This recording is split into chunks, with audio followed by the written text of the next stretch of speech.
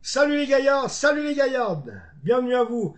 Alors les amis, aujourd'hui on va parler de ce qui est un petit peu, on va dire, d'un jumelage depuis qu'Ineos a racheté Manchester United, un jumelage entre le Lausanne Sport et Manchester United. Je vous vois sourire, mais moi je souris aussi, mais en fait il y a quelque chose qui peut aller dans ce sens-là, puisque ben, sachez que Sir Jim Ratcliffe nous fait envoyer trois joueurs de 18 ans, donc appartenant à la réserve de Manchester United, nous les envoie au Lausanne Sport. Alors je ne sais pas si c'est pour une longue durée, je ne sais pas si c'est pour un projet que ces trois joueurs viennent jouer en Super League, j'en sais encore trop rien. Mais toujours est-il qu'ils ont débarqué lundi pour tâter de l'entraînement avec l'équipe de Ludomania. Donc trois joueurs, mes amis, oui. Trois joueurs de 18 ans, on va dire, c'est ce qu'il est, c'est ce qui leur donne un point commun. Donc, Habib Oguney, 18 ans, défenseur. Jack Lindon, 18 ans, défenseur et international écossais M18, ou M20, hein, ou M19 même plutôt. Voilà. Et puis Ethan Williams, qui est un ailier gauche, franco-anglais, et qui aussi a 18 ans, et est depuis lundi sous les ordres de Ludovic Magnan. Maintenant, est-ce que l'équipe va décider de les laisser à Lausanne, ou est-ce qu'ils sont là juste pour un petit moment? Je sais qu'il y a des entraîneurs de Manchester United, de l'académie de Manchester United, qui sont venus accompagner les trois Anglais en question, ce qui est tout à fait normal pour ces jeunes. Mais c'est vrai que c'est une perspective qui pourrait être intéressante dans le but où il est vrai que si eh bien on peut bénéficier de joueurs anglais qui auraient 18 ans, qui sont jeunes comme ça. Ils sont habitués, eux, à jouer des championnats assez rugueux. Vous savez que la Première Ligue et puis même la deuxième division anglaise est très prisée. Hein. C'est vraiment une marque de luxe que déjà aussi de jouer en deuxième division anglaise, en Championship. C'est vraiment là où se forment vraiment les grands joueurs de demain en Angleterre. Et c'est vrai que eh bien, ça a une grande notoriété. Et ce qui fait plaisir là, c'est que si les jeunes de l'académie de Manchester United peuvent venir, ils sont aguerris donc à ce genre de championnat, ils sont aussi internationaux, comme on le voit, comme Jack Kingdom, qui est international écossais M19, ben oui, voilà, donc ça rapporte quelque chose. Après, il faut pas oublier une chose, c'est qu'il faut faire la part des choses aussi. On a une académie à Lausanne et là, il est important aussi de leur donner du temps de jeu, de l'importance et voire aussi de les prêter à à des clubs de Challenge League ou même de Super League pour qu'ils puissent aguerrir.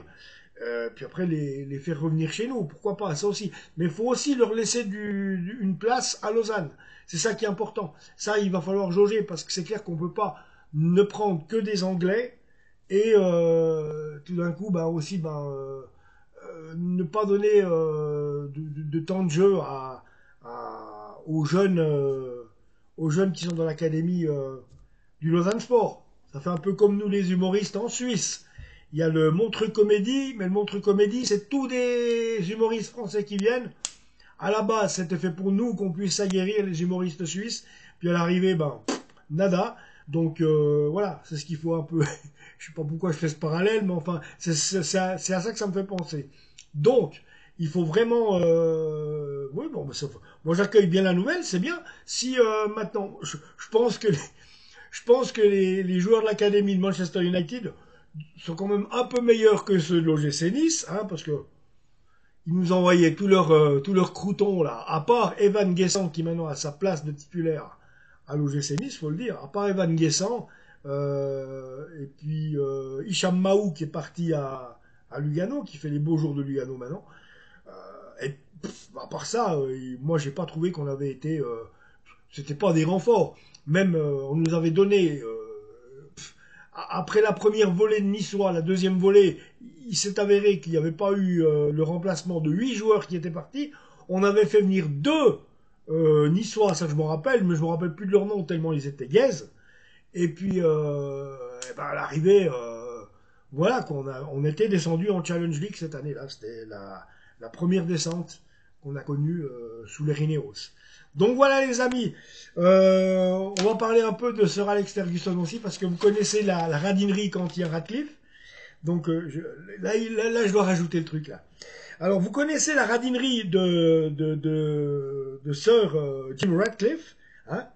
Donc il a fait virer il a fait virer Sir Alex Ferguson de sa place d'ambassadeur mondial de Manchester United. Bah oui, parce que depuis 11 ans qu'il avait quitté sa fonction d'entraîneur, Sir Alex Ferguson était devenu l'ambassadeur mondial de Manchester United et il percevait pour cela un salaire de 2 420 000 francs suisses, donc par année.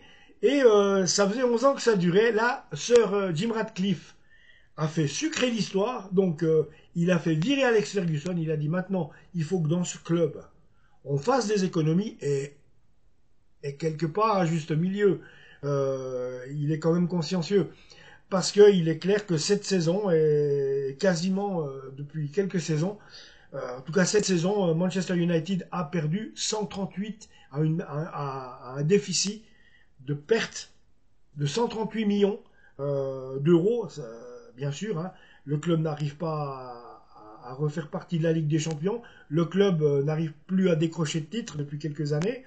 Donc, raison pour laquelle, bah oui, il faut un petit peu se délester de tout l'argent qui est un peu autour. C'est vrai que ce salaire et ce poste attribué à Sir Alex Ferguson était mérité parce que c'est le plus grand entraîneur d'Angleterre. C'est l'entraîneur mythique de Manchester United qui a sa statue devant Old Trafford. Faut pas rigoler, hein. Je veux dire, le gars, il a gagné 38 trophées en 26 ans de carrière avec Manchester United. C'est du jamais vu. Donc voilà, quoi. Bon les amis, eh ben, je pense qu'avec toutes ces bonnes paroles, voilà, je voulais juste vous informer de l'arrivée de ces trois joueurs anglais, trois jeunes joueurs anglais. Est-ce qu'on va les garder? Est-ce qu'on va les faire jouer? En tout cas, ils sont venus depuis lundi, ils sont arrivés depuis lundi à la Tuilière. Donc, ouais. Habib Ogunai, 18 ans, défenseur. Jack Kingdon, 18 ans, défenseur. Et Ethan Williams, ailier gauche. Voilà. Abonnez-vous à la chaîne, je reviens tout de suite pour le débrief du match entre le Lausanne Sport et Winterthur, ou plutôt entre Winterthur et le Lausanne Sport, un match qui aura lieu ce week-end.